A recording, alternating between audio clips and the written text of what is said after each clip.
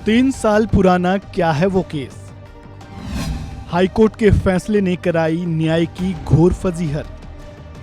Supreme court ने योगी मोदी और जज सबको नाप डाला।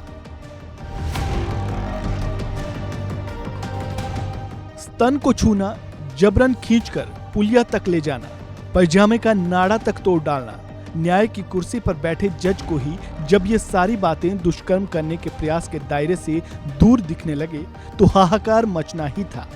इलाहाबाद हाईकोर्ट के जज जस्टिस राम मनोहर नारायण मिश्रा ने ऐसा ही एक फैसला सुनाया, जिस पर अब सुप्रीम कोर्ट ने खुद से संज्ञान लिया है, बेंच गठित की है और सुनवाई भी कर डाली है।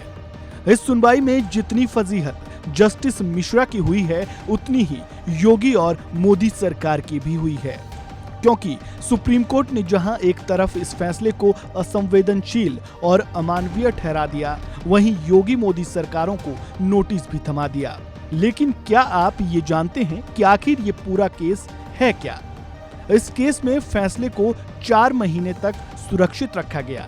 इस केस में यूपी पुलिस का रवैया भी पीड़ित पक्ष की तरफ अनदेखी वाला ही रहा। इस केस की असल कहानी के बारे में बातें शायद ही हो रही हैं, इसलिए इस वीडियो में हम केवल इस केस की पूरी डिटेल देने जा रहे हैं, जिससे ये सामने आ जाता है कि केवल इलाहाबाद हाईकोर्ट के जज जस्टिस मिश्रा ने ही अमानवीयता नहीं दिखाई है, बल्कि 3 सालों में पीड़ित परिवार और 11 साल की नाबालिग जिसके साथ ये सारा कुछ घटा है, उनको क्या क्या सहना पड़ा है। दरअसल ये मामला यूपी के कासगंज का है, जहां 12 जनवरी 2022 को नाबालिग पीड़िता की मां ने डायरेक्ट कोर्ट में शिकायत दर्ज कराई। उसे ऐसा क्यों करना पड़ा, इस पर भी आगे चर्चा करेंगे। अपनी शिकायत में पीड़िता की मां ने आरोप लगाए कि 10 नवंबर 2021 को वो अपनी 11 साल की बेटी के साथ कासगंज के पटियाली गई थी, जहां उसकी देवरानी रहती है। जब पटियाली से दोनों माँ बेटी अपने घर वापस लौट रही थी, रास्ते में पवन, आकाश और अशोक मिले। तीनों में से पवन ने नाबालिग लड़की को अपनी बाइक पर बैठाकर घर छोड़ने के लिए कहा।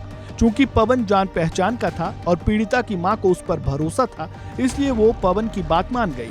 लेकिन रास्ते में ही पवन और आकाश ने पहले तो पीड़िता के प्राइवेट पार्ट को पकड़ा, फिर आकाश ने नाबालिग लड़की को पुलिया से नीचे खींचने का प्रयास किया। इतना ही नहीं, आकाश ने पीड़िता के पायजामे की डोरी तक तोड़ डाली। यहाँ आप उनकी मंशा समझ सकते हैं। इतने में पीड़िता जोर जोर से चीखने चिल्लाने लगी। उसकी चीख पुकार सुनकर सतीश और भूरे नाम के युवक मौके पर पहुंचे, लेकिन पवन और आकाश ने सतीश और भूरे को देसी हथियार दिखाकर धमकाया, फिर मौके से फरार हो गए। अब यहाँ से शुरू होती है पुलिसिया अमानवीयता।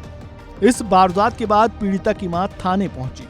उसने अपनी बेटी के साथ जो कुछ हुआ उसकी शिकायत करनी चाहिए।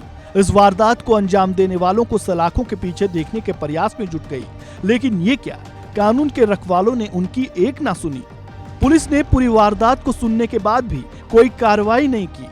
पुलिस की बेरुखी से पीड़िता की मां का गुस्सा और भी भड़का। तब वो आरोपी पवन के घर ही उसके अभिभावकों से शिकायत करने पहुंच गई। लेकिन यहाँ तो और भी हद हो गई।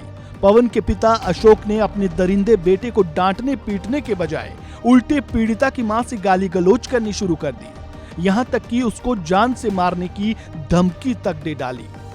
वो एक बार फिर पुलिस थाने एफआईआर दर्ज कराने के मकसद से गई, लेकिन इस बार भी वही हुआ जो पिछली बार हुआ था, जिसके बाद उसने डायरेक्ट कोर्ट का रुख किया और कोर्ट में ही शिकायत दर्ज कराई। फिर जाकर पवन और उसके पिता अशोक के खिलाफ केस दर्ज किया गया। लगा कि अब इंसाफ मिलेगा, लेकिन ट्रायल कोर्ट से लेकर इलाहाबाद हाई कोर्ट तक इस केस में मानवता को शर्मसार ही किया गया, जिसके बाद अब सुप्रीम कोर्ट ने खुद संज्ञान लेते हुए सबको लपेट लिया है। इस केस की पूरी कहानी जानकर आपके मन में क्या विचार उठ रहे हैं, कमेंट बॉक्स में जरूर लिखें। इस खबर में बस इतना ही। बाकी अपडेट्स के लिए जुड़े रहें वन इंडिया हिंदी के साथ। धन्यवाद।